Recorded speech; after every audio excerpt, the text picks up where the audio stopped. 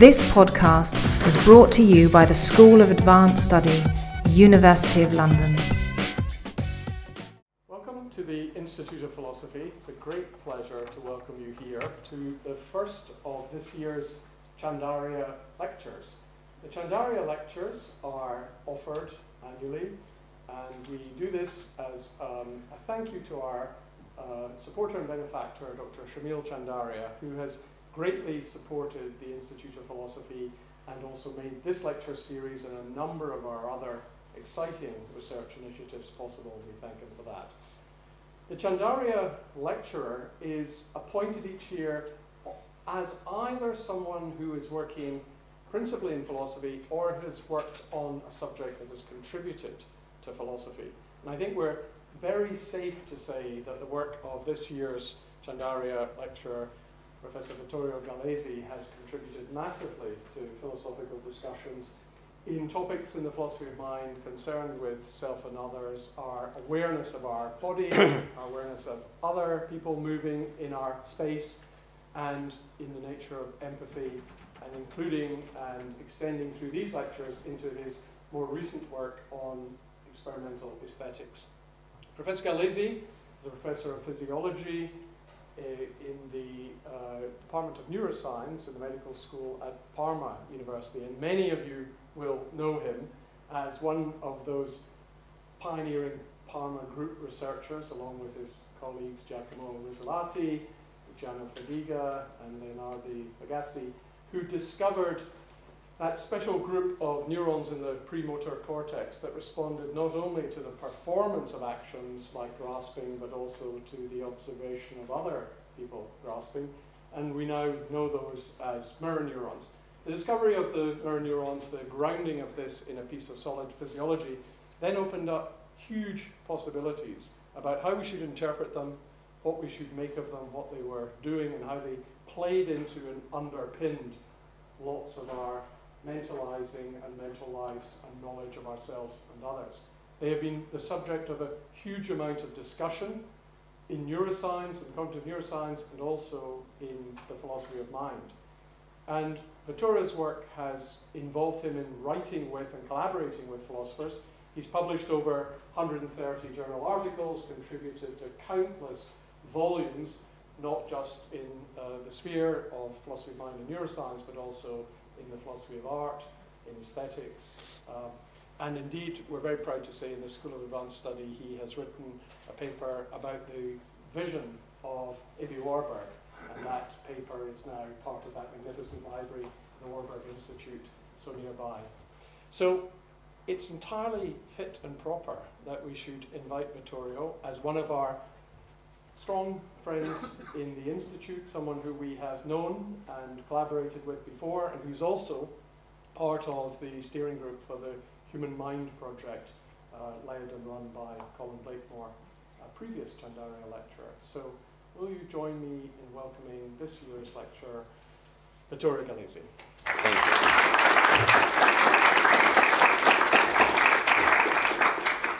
Thank you, Barry, for this most benevolent introduction. I would like to start by thanking Dr. Chandaria, the Institute of Philosophy, for the privilege of giving this series of lectures here. This is the first one, which is meant to be introductory to the second and the third. Basically, I will deal mainly, if not exclusively, with what could be defined as the problem of images. Images are problematic in a variety of ways, and they can be a problem to us, as recent tragic events in Paris testify. I will not deal with those ethical implications, but simply with the idea that the image is a key notion in order to acquire a better understanding of what it means to be human. So basically, I will deal with the attempt to bridge a very specific level of description we are looking at the human condition, so to speak, as through a peeping hole, deciding to adopt a very specific vantage point, which is the vantage point of the brain-body system, to tackle, among other issues, one crucial issue to define the human condition, which is symbol making. And in this first lecture, I will try to explain why I think that symbol making is perhaps more apt than the notion of art to deal with this particular idea of images and their relationship with humans. So all in all, it will be a sort of exercise of perilous balance. We'll see how we will end. So this is the outline of the three lectures. Today I will briefly talk about the notion of art and aesthetics in relation with symbol making.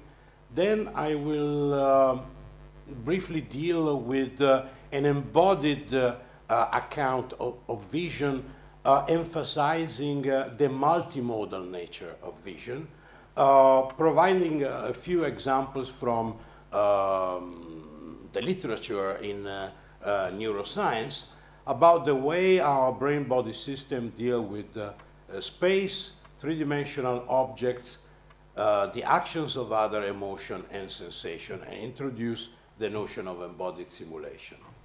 In the next lecture, I will focus on visual art, starting with the relationship between a very old one, between empathy or Einfühlung, if you prefer, and aesthetic experience. I will present the hypothesis and show some recent empirical work that we have been doing with letters, alphabet letters, scribbles, and then with the example of abstract art, Lucio Fontana, among others. And in the final lecture, I will address the topic of moving images, film and body, and I'll show you that this is a very old history that practically dates back to the origin of film. There were several attempts to measure the physiological reactions of spectators to film, and now there is a comeback of the body overall, and thus there is a comeback of an attempt to study film style using this specific vantage point of embodiment. And I'll present some recent empirical results of a series of experiments that we have done in Parma on camera movements and montage. And to end with an hypothesis about why fictional worlds are so effective, liberated embodied simulation, and some temporary conclusions. Okay. The field of neuroaesthetics is very controversial. It has a lot of polemics, and I would like to say that many of these controversies stem from a misunderstanding of what neuroaesthetic is all about, which are the goals of neuroaesthetic, and how neuroaesthetic means to address and accomplish those goals. So a misconception of neuroaesthetics is that all we need to do in order to acquire a better knowledge of what art is all about, why we like art, is to a particular masterpiece, show it on a scanner, see which part of the brain lights up, and that's it. But this is not the real thing. The founder of contemporary neuroaesthetic, probably one of the most influential neuroscientists of vision of our times, definitely the person from who I learned the most about how the visual brain works. His first book, A Vision of the Brain, still remains a masterpiece in this field.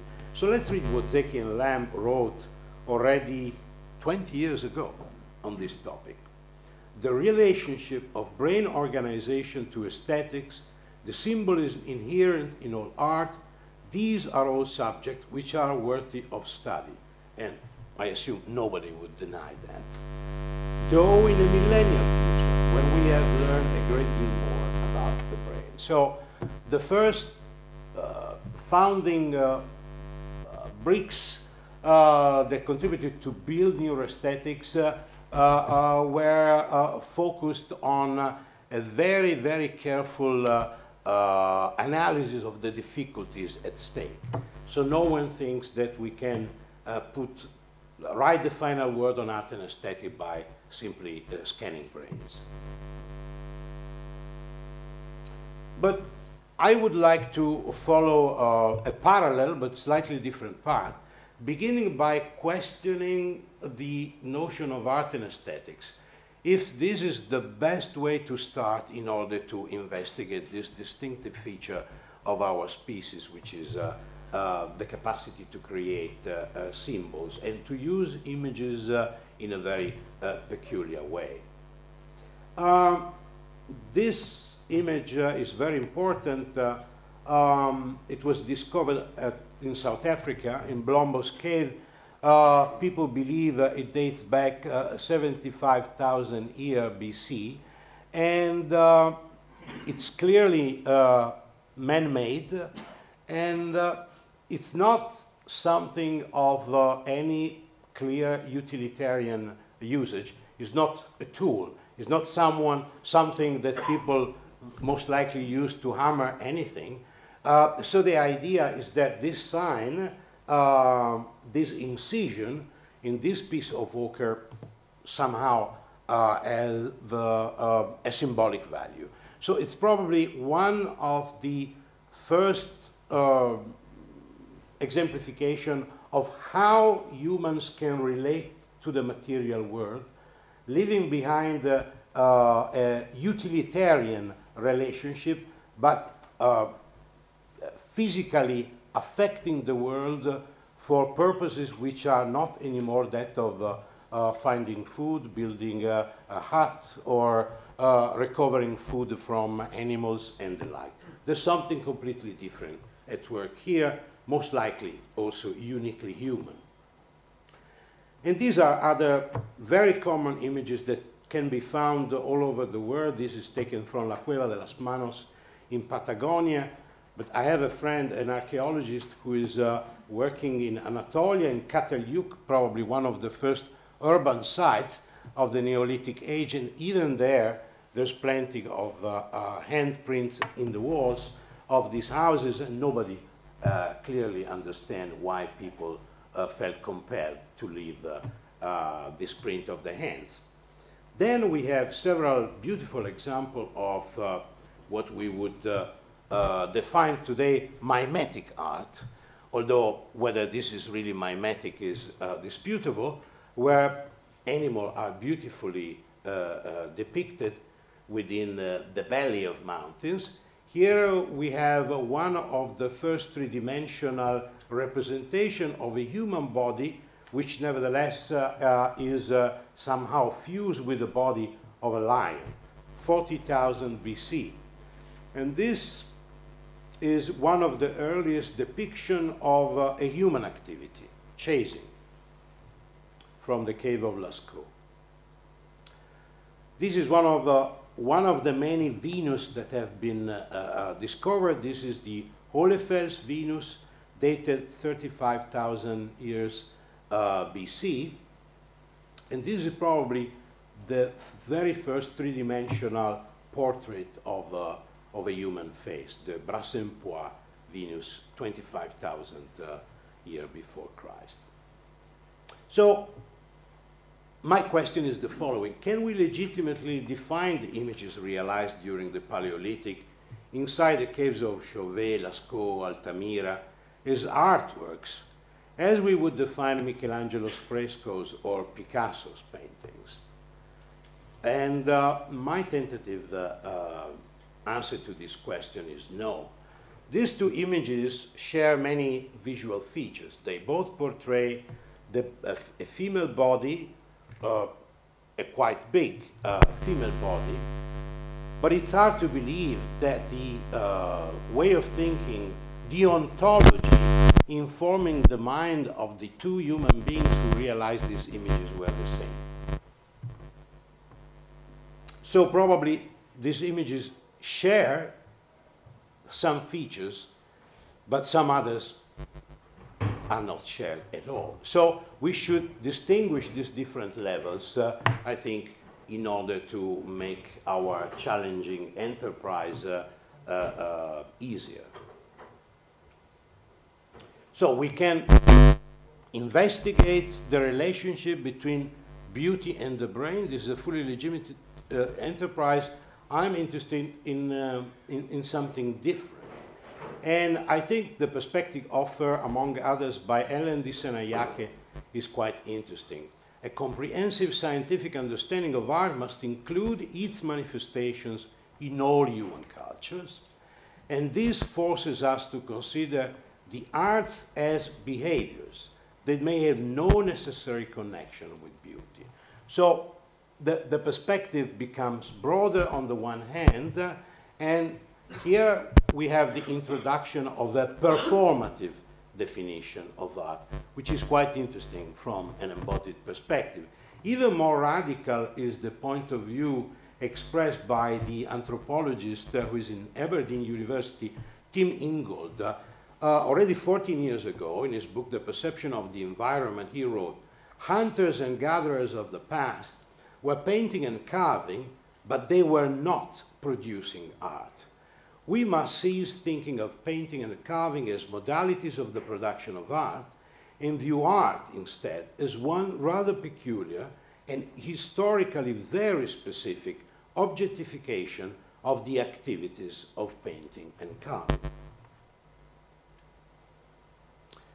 So aesthetics, the sense of beauty, beaux-arts, fine arts, again we are dealing with a notion, a concept which is heavily determined by his historicity. Here's an interesting point of view on that, the invention of art from Larry Scheiner. The notion of fine arts is formed during the Enlightenment. As many other concepts, the European notion of fine arts was considered universal and connected with practices and ideas developed during the Classic Age in Greece and Rome, and then reevaluated in Renaissance time.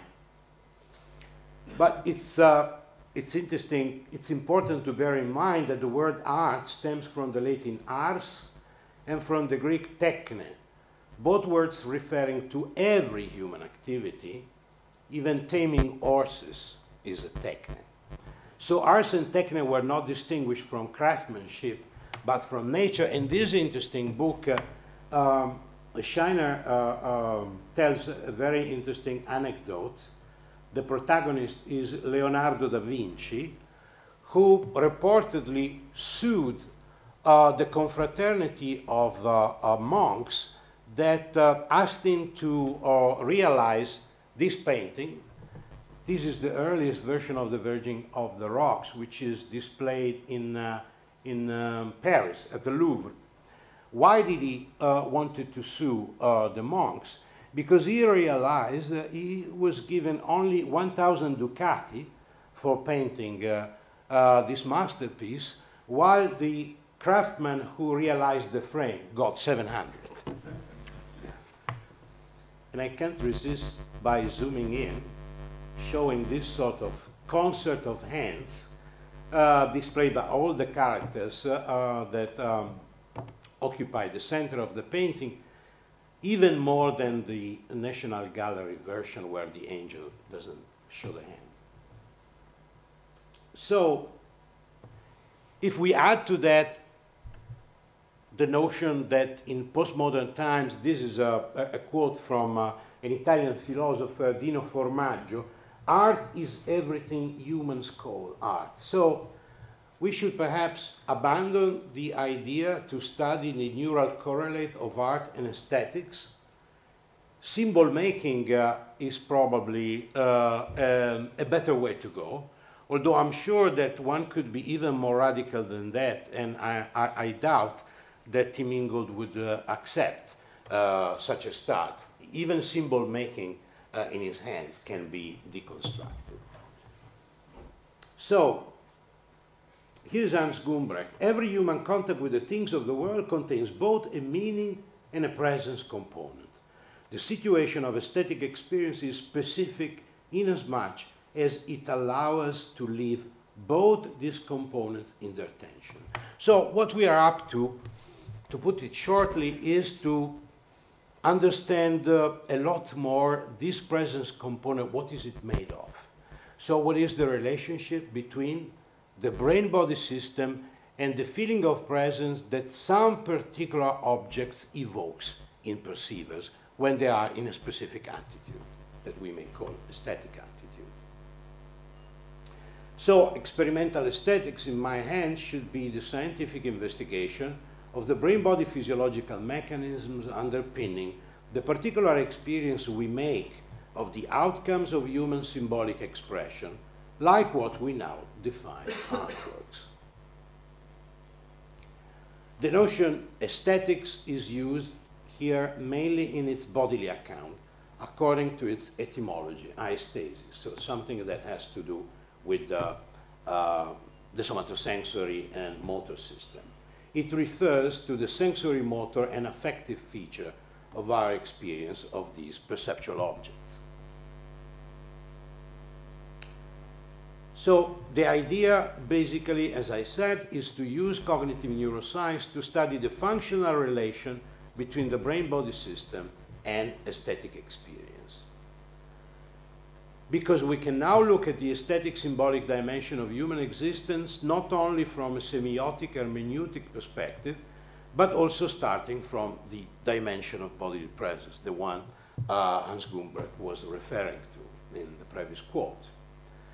The contribution of cognitive neuroscience is meant to be complementary to the humanistic approach by enriching our perspective with a new level of description. To be outspoken, I don't think that at the end of the day, even if we are successful and our experiment enable us to learn something new, I don't think I can say something smarter than Bloom said on Shakespeare or Albert Ascoli did on Dante's Comedy.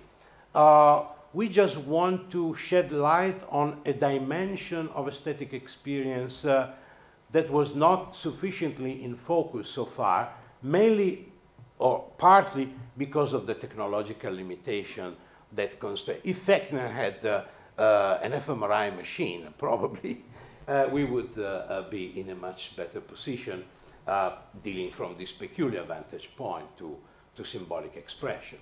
So the possibility to contribute to the debate in the humanities is the following.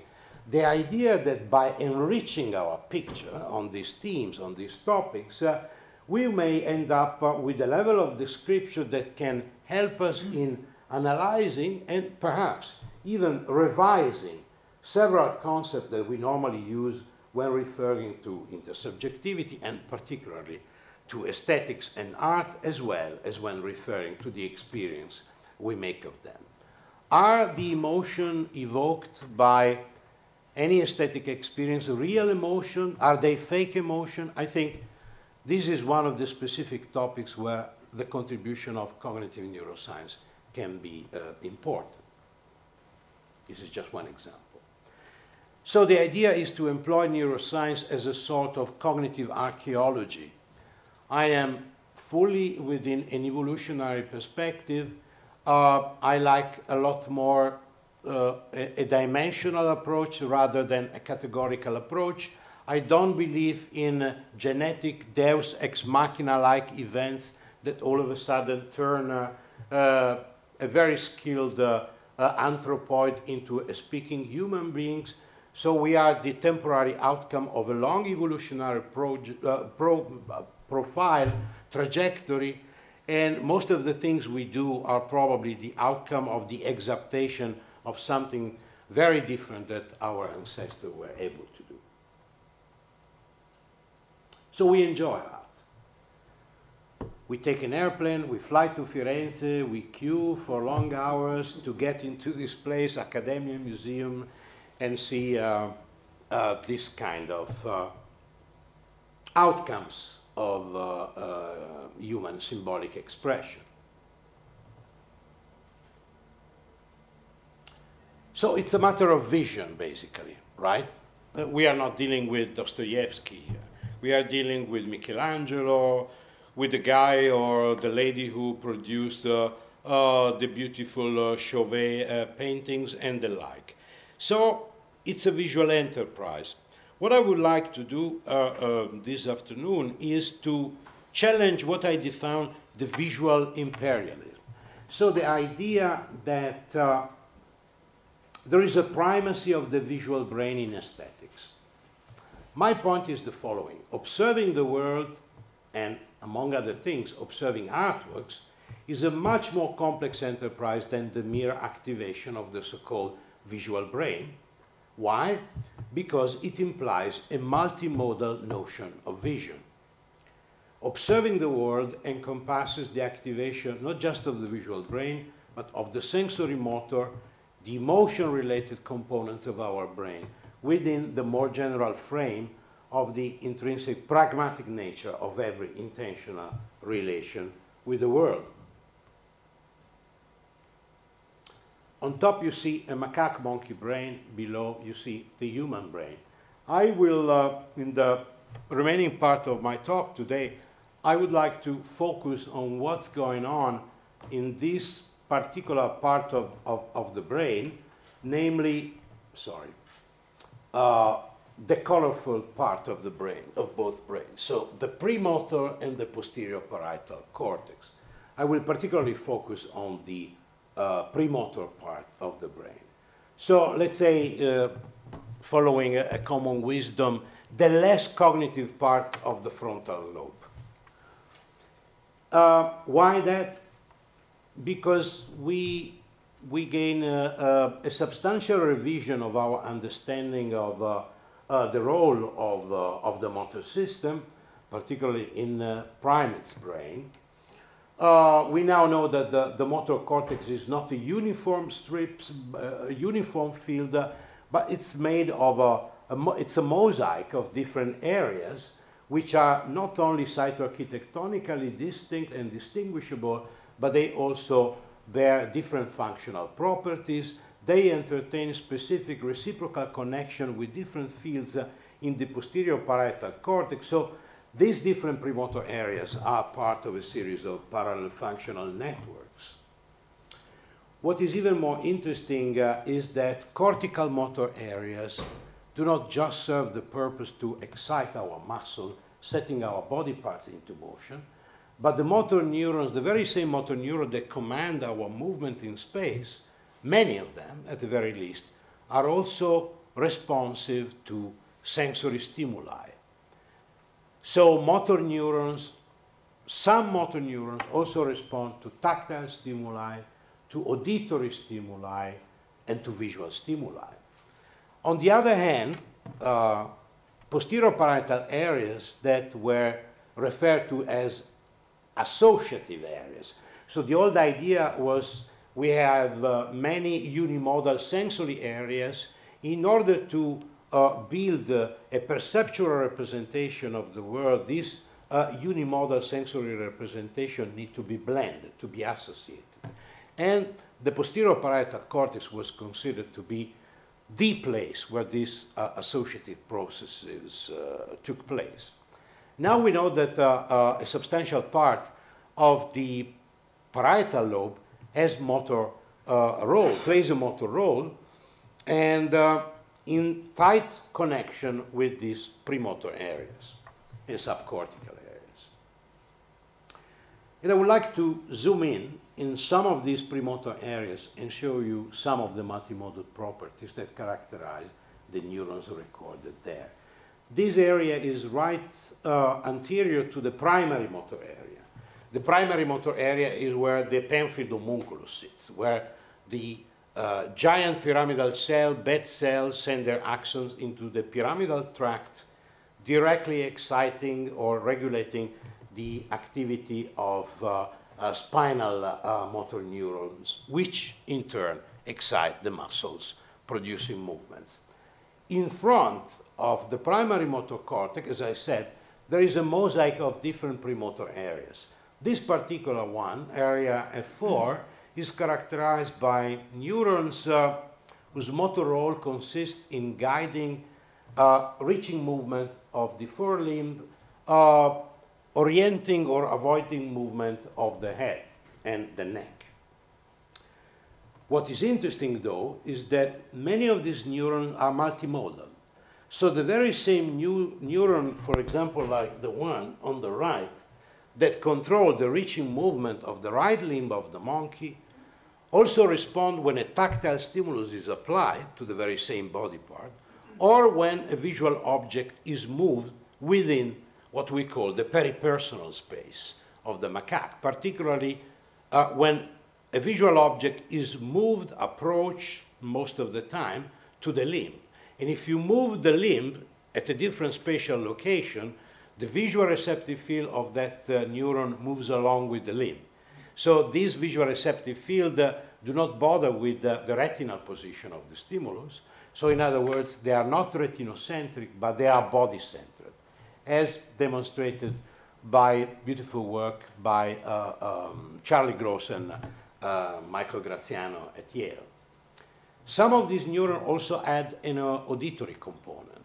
So, for example, if a sound occurs here, in this very limited portion of space around the body of the macaque, and this can be easily tested by moving loudspeaker at different spatial location with no visual input.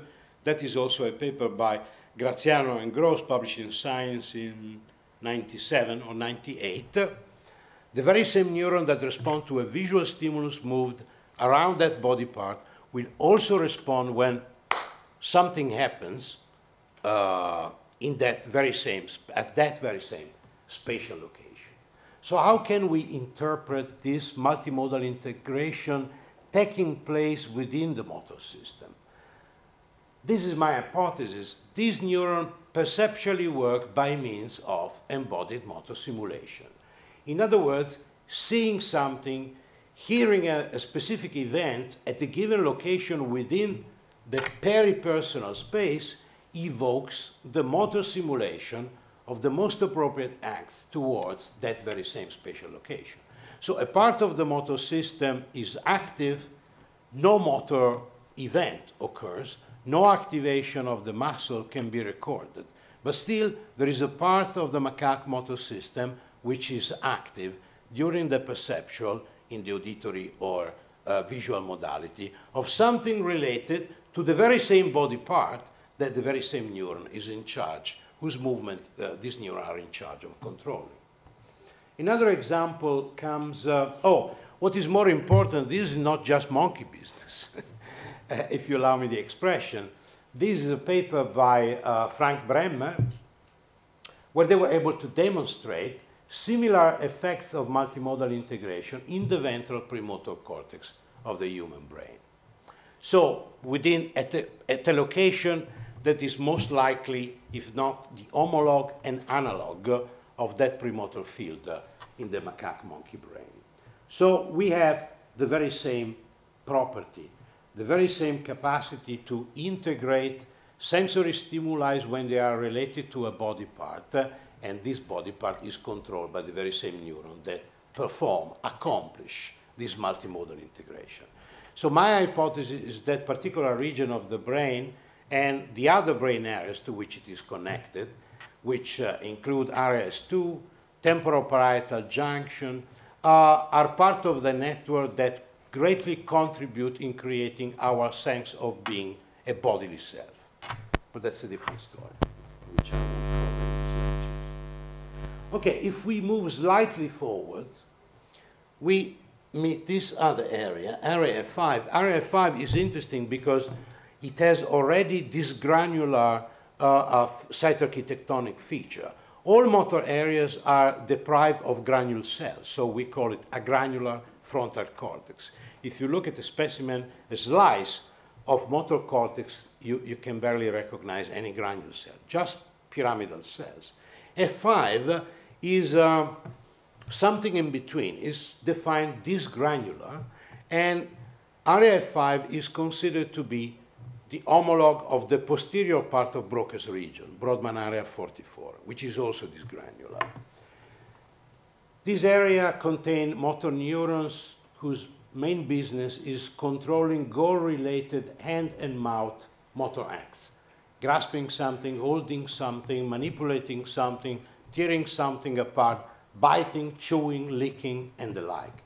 But interestingly enough, a subset of this goal-related motor neuron do respond to visual stimuli of a very specific kind. This is one of these canonical neurons. This neuron is highly selective. It only responds when the monkey grabs, in a very peculiar way, one out of these 6 different objects, a small ring, by inserting the index finger inside of it. When the monkey grasps other objects, there is no response at all, or a much weaker one. As you see, the profile of the response, each dot on top of each figure represents one single action potential that we recorded extracellularly with a microelectrode introduced within this very same premotor area during the performance of the grasping of these 6 different objects that were randomly presented to the macaque. So there is a first burst of activity. The first peak, the histograms below is the sum of the response of the neuron during those randomly alternating 10 different trials. So there is a sudden burst of activity when the object becomes visible. Then there is a sustained activity while the monkey is waiting for the go signal to reach and grasp the object. And then there is a second burst of activity when the monkey actually grasps the object.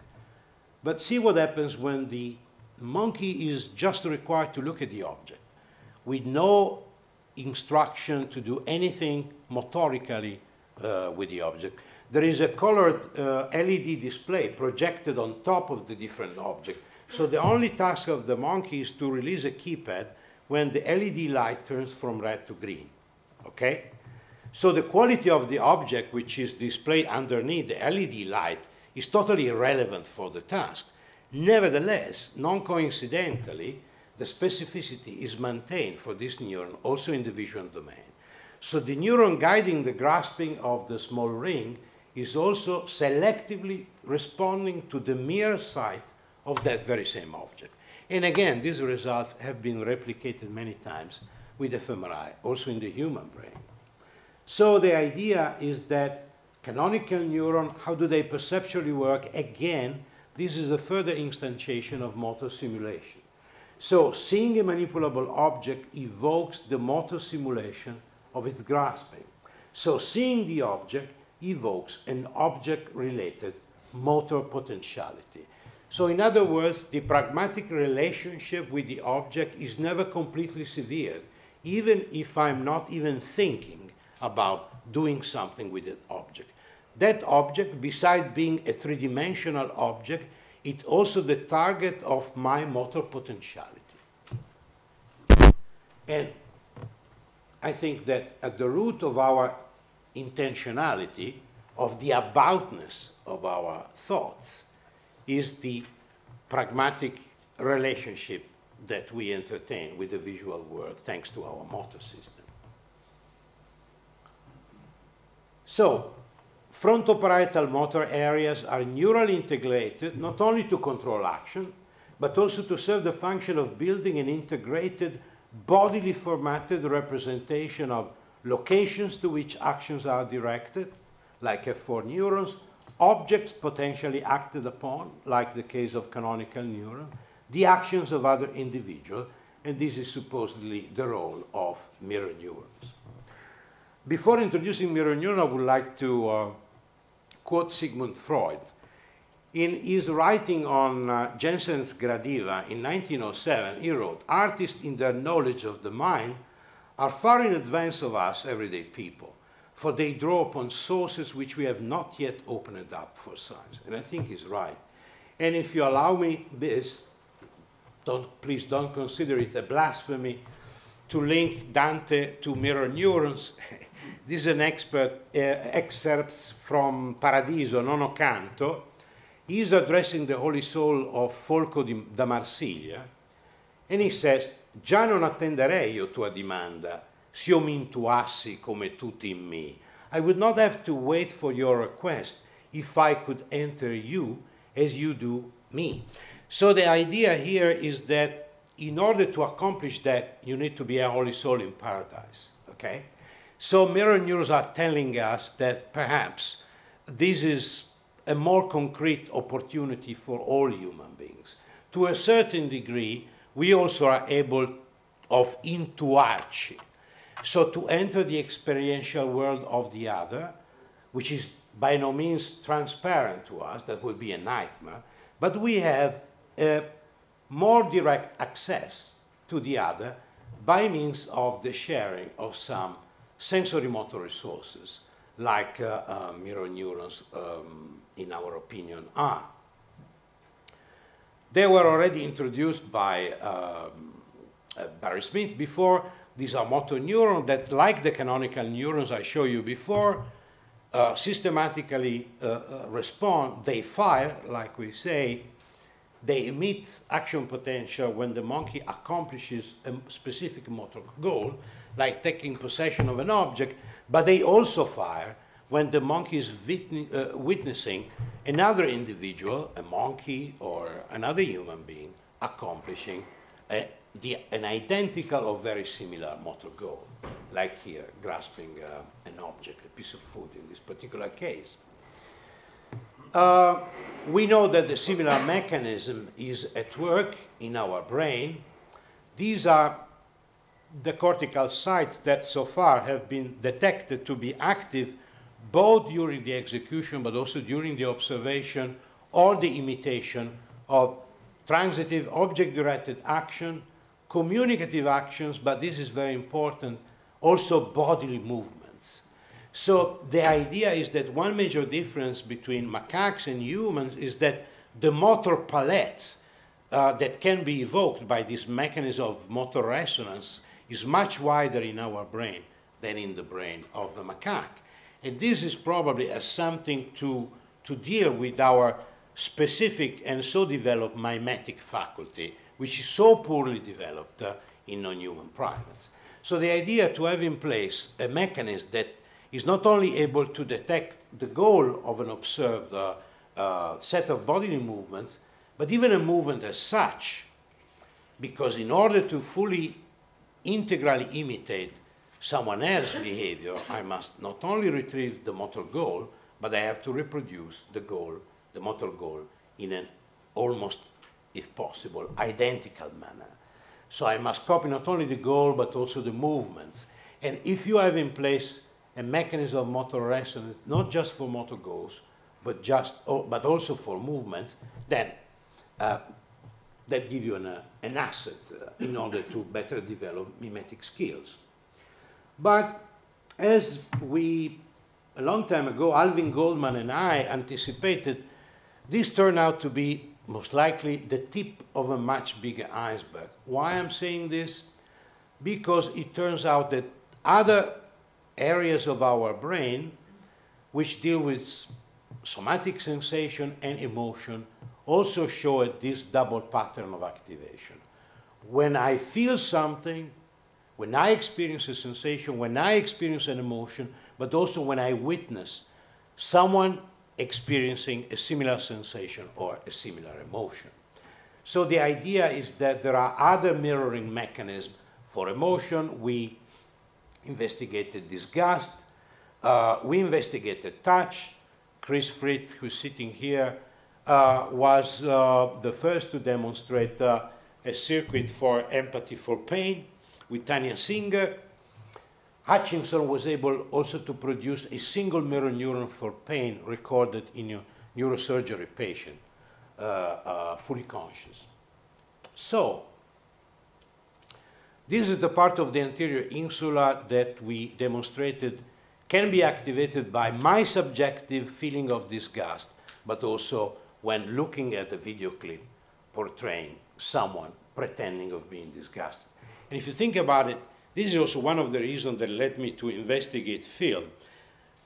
In the vast majority of neuroscience experiments, we use fiction to study how the brain maps the real world.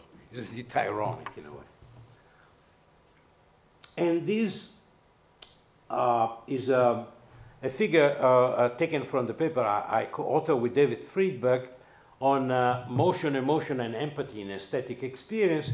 We use this Caravaggio example to refer to this specific paper by Casers, Bruno Vicker, Fogassi, myself, Christian's wife, Valeria Gazzola. We did it in Marseille, and in this paper we demonstrate the very same part of my brain which is activated when my legs are touched is also activated when I see the legs of someone else being touched, regardless of the perspective, egocentric or allocentric, used to show the tactile experience of someone else. So I think we are entitled to speak not anymore of mirror neurons, but of a sort of mirror mechanism, which maps the sensory representation of the action, emotion, or sensation of another onto the perceiver's own motor, visceromotor, like in the case of the insula, or somatosensory representation of that action, emotion, or sensation. So this mapping enables one to perceive the action, emotion, or sensation of another from within. This is, by all means, not the only way offered by our brain-body system in order to make sense of other people's actions, emotion, and sensation. I can recognize the facial display of an emotion by simply linking a word, happiness, with a specific visual gestaltic profile. When I see a smiley, I say, oh, that's a smiling face. This most likely has not very much to do with embodied simulation. So there are several avenues that lead us apparently to the same conclusion. I understood something of the external world. I challenge the idea that just because we employ the very same word, I understood something of the external world, just because we are using a single word, these different avenues lead to a qualitatively identical knowledge. My point is that the knowledge acquired by using this mechanism has a very specific experiential flavor, which make it distinct from the other more linguistic related way of making sense of what's going on outside of my body. So embodied simulation is theoretical attempt to provide a coherent framework that can explain all these different sets of empirical evidence that I really very shortly reviewed for you today. So it is meant to be a basic functional mechanism that supposedly play a role, I think it to be an important role in social cognition, as I show you, not confined to the domain of action, but encompassing other aspects of intersubjectivity, such as emotion and sensation. Why embodied? Because here we are dealing with a non-linguistic form of representation. I know that the notion of representation automatically brings in the notion of the linguistic format. I think we should perhaps start using the notion of representation in a variety of meanings according to the format we are referring to. In here, I am specifically referring to a bodily format. So because of this bodily formatted shared representational format, we map the actions of others onto our own motor representation, as well as others' emotion and sensation onto our own visceromotor and sensory motor representations.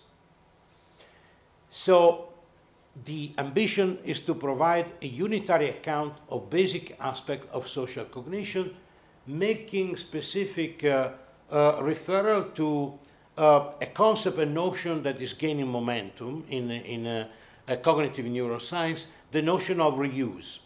There is a long, very interesting BBS paper by Michael Anderson about this specific topic. I used to talk about recycling, neural exploitation. Recycling is also the notion used by Stanislav Dehaene. So the idea is that we are not the outcome of very talented demiurgus. We are the outcome of a sort of nature bricolage, and in bricolage you quickly learn to re-exploit something that was meant to be used for a given purpose, or at least in Italy we are very good at that, for a variety of reasons. So the idea is that by neural exploitation, by reuse, by exaptation, that would be the term if spelled out in evolutionary terms, you don't need to necessarily imply a specific art module in the brain that appeared, but the reuse of specific brain circuits that turn out to be useful when symbolic expression took over. But they can still serve other purposes besides interpreting symbolic expression or creating symbolic expression. And quickly come to the very few last slides. So embodied simulation, this is my working hypothesis, can shed light on human symbolic expression, both from the point of view of its making and of its experience, and in so doing, it may reveal or help revealing or shedding new light on the intimate intersubjective nature of any creative act. I'll come back to that in the next lecture. The physical object, the outcome of symbolic expression, becomes the mediator of an intersubjective relationship between creator and beholder. And this is the very final slide. We are dealing with art, we are dealing with aesthetics, but I think this quote from Helen de Senayake is very pertinent. What we need to learn most from books is what life was like before books. Thank you.